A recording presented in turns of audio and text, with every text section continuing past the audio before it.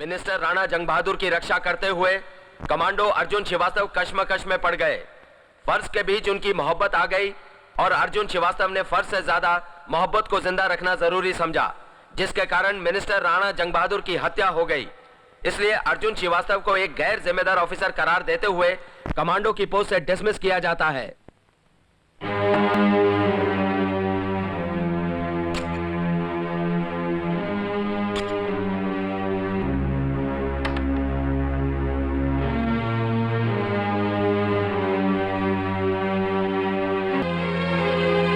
जान से प्यारे अर्जुन, मैंने जब भी तुम्हें अपनी असलियत बतानी चाहिए तुमने मुझे रोक दिया। मैंने राजेश्वर के कहने पर तुमसे प्यार का नाटक किया, लेकिन अनजाने में सचमुच प्यार करने लग गई। जब तुम्हें चिट्ठी मिलेगी राणा जंग बहादुर मर चुका होगा और मैं तुम्हारे प्यार के बंधन को हमेशा के लिए तोड़कर दूर जा चुकी होंगी। हो सके तो कभी प्यार से याद कर लेना। तुम्हारी शालू।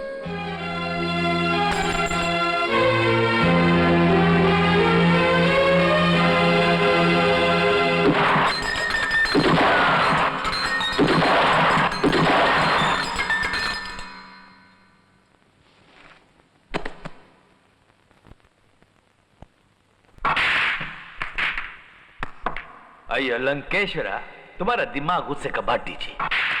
अब इसके अंदर ठंडा पानी डालकर मेरी बात सुनो जी। तुम 3 साल से चौरसिया के साथ पंगा लेते जी। अब चौरसिया तो सिर्फ हमको धमकी दिया जी, अगर वो हाथ धोकर तुम्हारे पीछे पड़ गया ना जी तो तुम खाना कैसे खाएगा जी, तुम दारू कैसे पिएगा जी, तुम डंडा कैसे मारेगा जी। डॉक्टर, जो कॉन्ट्रैक्ट हमने लिया वो पूरा होगा। हाँ? जो रास्ते में आया फिनिश। सर जी, राणा जंग बहादुर की हत्या क्या हुई मानो शहर में खून का सैलाब आ गया। पिछले 3 साल में कई मंत्री मारे गए, जगह जगह बम ब्लास्ट हो रहे हैं, बेगुनाह लोग मारे जा रहे हैं सर जी, बेगुनाह लोग। अगर 3 सालों में यह हाल है तो आगे क्या होगा? सत्यजीत, तुम कहना क्या चाहते हो? ये मौत का खेल मैं खेल रहा हूँ? अरे नहीं सर जी, नहीं, मेरा ये मतलब नहीं था। और क्या मतलब था? राणा के मरने के बाद पिछले 3 साल से उसका मंत्री पद मैं संभाल रहा हूँ। ये जिम्मेदारी भी तुम्हारी है। अरे रघुवीर जी, आप? रघुवीर जी, यहाँ आने का कष्ट कैसे किया? पार्टी कुछ ऐसी है, हमारी पार्टी का एक मेंबर विदेशी ताकतों से मिलकर मंत्रियों की हत्या करवा रहा है ताकि हमारा देश आतंकवाद और डर से घिरा रहे। हमारी पार्टी का मेंबर? नहीं, ऐसा नहीं हो सकता। उसका नाम क्या है? आज रात मुझे उस देशद्रोही के नाम का पता चल जाएगा और कल सुबह पार्टी मीटिंग में उसे सबूत के साथ एक्सपोज कर दूंगा। अपना ख्याल रखना, काम बहुत खतरे का है। कहीं ऐसा ना हो कि पार्टी मीटिंग होने से पहले आपको कुछ हो जाए। Good morning everybody. Good morning. Hello.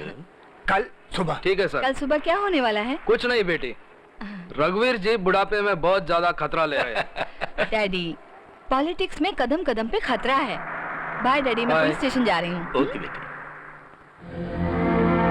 तुमने ठीक कहा बेटी, कदम कदम पर खतरा है।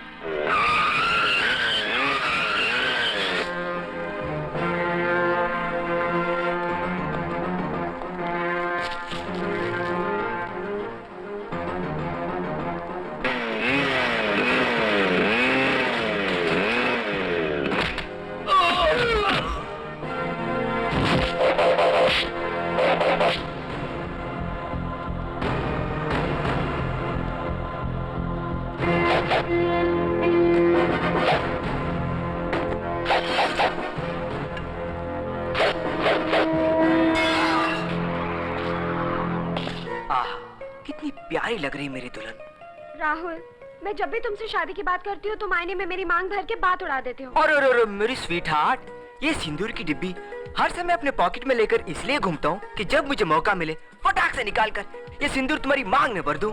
लेकिन एक छोटा सा प्रॉब्लम है, मेरे जो प्यारे मुछड़ भाई है ना, जब तक उनकी शादी नहीं होगी हमारी शादी कैसे हो सकती है? तो फिर आज छेड़ो ना भैया से शादी की बात। क्या बात कर रही हो? मैं तो ऐसे ही मजाक कर रहा था।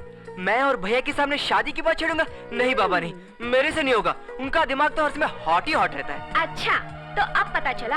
एनीवे, हम दोनों मिलके तो बात छेड़ सकते हैं ना? ये बात ठीक है। तो आज हम भैया को ऐसा फंसाएंगे कि वो हमसे बच नहीं पाएंगे। कौन बच नहीं पाएगा और कौन किसे फंसाएगा? भैया, भैया, आप कब आए? आपके लिए ठंडी ठंडी चाय लेकर आओ। नहीं, भैया के लिए गरम गरम लस्सी लेके आना। यानी कि गर्मा गर्म जूस हाँ चलेगा, वो तुम चलेगा। लोगों कैसी बातें कर रहे हो? भैया आज आप बहुत थके हुए लग रहे हैं। और बहुत गुस्से में भी लगते हैं। इसलिए भैया इंसान को जिंदगी में सुख दुख बांटने वाली की जरूरत होती है। क्या? भैया भैया अब आपको शादी कर लेनी चाहिए। हाँ, पहले सहरा बांधे बड़ा भाई, फिर घोड़ी चढ़े छोटा भाई। गधे, तो चढ़ जा घोड़ी पर, बांधने से कर ले शादी। मैंने कब मना किया? नहीं नहीं, पहले बड़ा भाई और फिर छोटा भाई। हाँ पहले बड़े मियाँ और बाद में छोटे मियाँ। इसलिए हमने भाभी घर में लाने का लेटेस्ट आइडिया सोचा इसीलिए है। भाभी को डिस्को ले जाएंगे। हाँ। नहीं नहीं नहीं, भैया को डिस्को ले जाएंगे। डिस्को? हाँ, और वहीं से भाभी को पसंद करके हाँ। लाएंगे। पागल हो गए तुम लोग? मैं डिस्को वाली को घरवाली बना कर लाऊंगा? भैया आजकल तो डिस्को में बड़ी बड़ी खानदानी लड़कियां भी साड़ी वाड़ी बन के आती है। और Shut up. डिस्को और मैं नो नेवर, मैं डिस्को कभी नहीं जाऊंगा। भैया आज मेरे जन्मदिन पे भी आप नहीं चलोगे? आज तेरा जन्मदिन है? 27 नवंबर आज? मैं कैसे भूल गया? जन्मदिन मुबारक। थैंक यू भैया। मेरी उम्र भी तुझे लग जाए। इनके जन्मदिन की पार्टी रखी है। लंगूर की दुम पर अंगूर की बेल, पति हमेशा दारू पी के पत्नी को मारता है, लेकिन इधर देखो मामला ही उल्टा है। हर रोज अपनी पत्नियों से पिट के आ जाते हैं। थू थू। शक्ति सिंह, मर्द सारी दुनिया पर रौब जमा सकता है मगर अपनी औरत पर नहीं। एक बात और सुन लो, हर पति अपनी पत्नी के सामने भीगी बिल्ली बन जाता है। म्याऊ। चुप, मैं बिल्ली नहीं हैगा। ओए बिल्ला हूँ बिल्ला।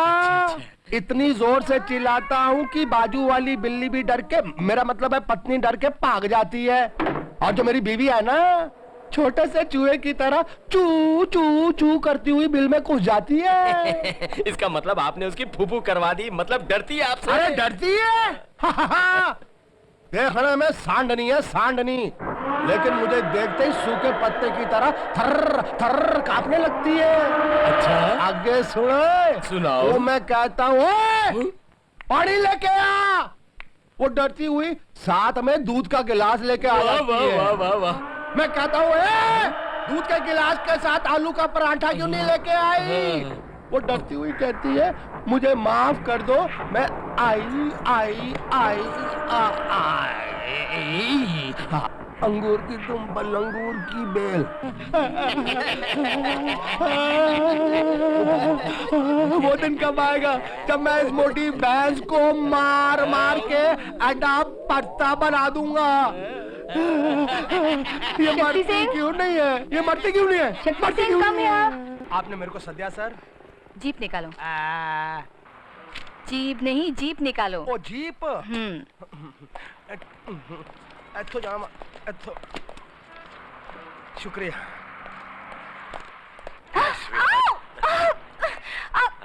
क्या कर रहे हो तुम? क्या कर रहा हूँ? कोई देख लेगा। तो क्या हुआ? Everyone knows about us. इस वक्त बेकार की बातें छोड़ो। तो? एक इम्पोर्टेंट रेड पर जा रही हूँ। रेड? हाँ। कौन सा रेड? कैसा रेड? पिकनिक कॉटेज पर बिल्ला सुपारी आने वाला है। वो कॉन्ट्रैक्ट किलर जो पुलिस के हाथों से हर वक्त बचकर निकला है। इस बार नहीं बच पाएगा। मेरे पास एक आइडिया है। हाँ?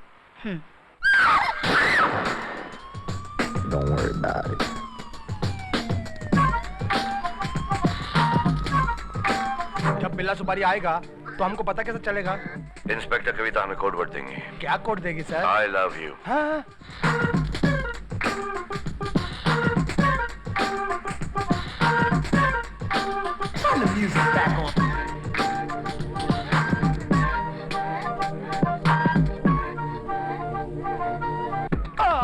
फट गया। क्या हुआ? बड़ा ऊंचा बज रहा है। I love you. I love you. I love you.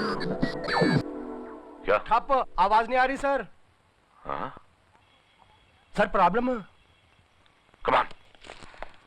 Inspector Fisher, ये सब क्या है? सर, बिल्ला की जेब से ये इम्पोर्टेंट पेपर मिला है। यानी बिल्ला और ये रघुवीर जी का खून करने वाले थे। और तुमने इन्हें एनकाउंटर में मार डाला, अपने हाथों से अपना केस बेकार कर दिया। आज अगर इन्हें जिंदा पकड़ लेते तो मंत्रियों की हत्या का केस सॉल्व हो जाता। सर, अगर मैं इन्हें नहीं मारता तो हम दोनों की लाशें आपको यहाँ मिलती। तुम्हारा हमेशा का एक ही जवाब है, सिर्फ एक एक्सप्लेनेशन, एनकाउंटर। तुम अकेले पुलिस ऑफिसर हो जिसकी रिकॉर्ड में अरेस्ट कम एनकाउंटर ज्यादा है। तुम्हारे इस बर्ताव को देखकर तुमसे ये केस मैं वापस लेता हूँ। सर लेकिन रघुवीर जी की जान खतरे में सर। उनकी हिफाजत के लिए पूरी पुलिस फोर्स है। मुझे और एक एनकाउंटर नहीं चाहिए। लेकिन sir shut up, that's an order. अन्ना वास्ते एनकाउंटर ही ठीक है। Shakti Singh, very good very good. चलो। आया सर।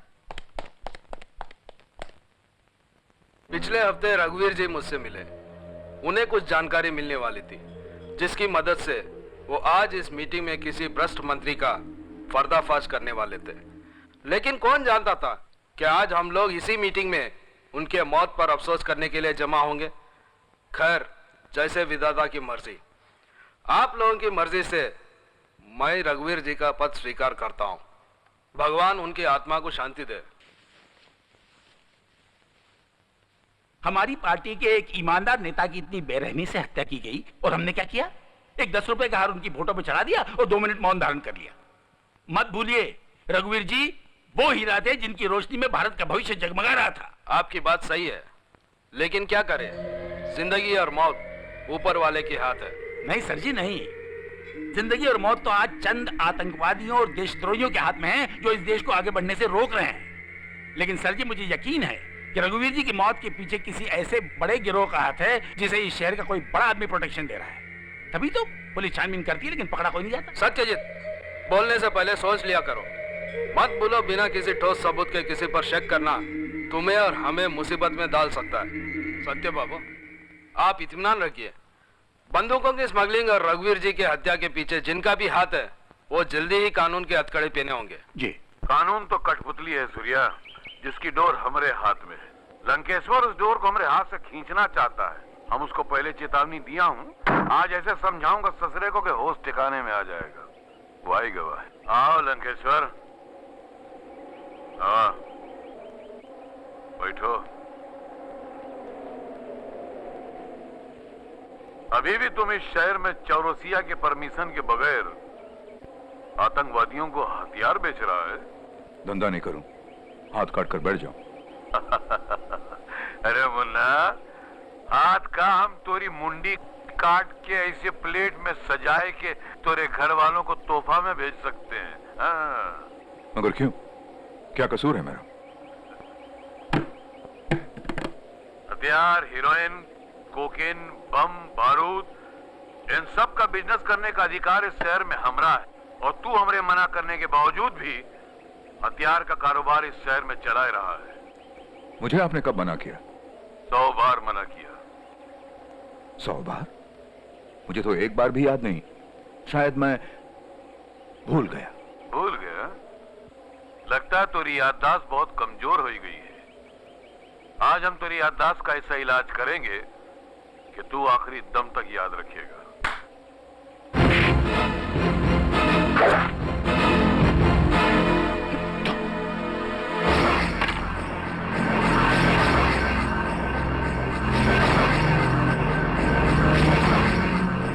चौरसिया, ये धोखा है। घबराओ नहीं मुन्ना, हम तेरा हाथ नहीं काटेंगे, छोटी उंगलियां काटेंगे। चाहे फिर तू हमरी भारनिक को भूलेगा नहीं। के बाद चौरसिया की उसूलों पे जीना सीख जाएगा।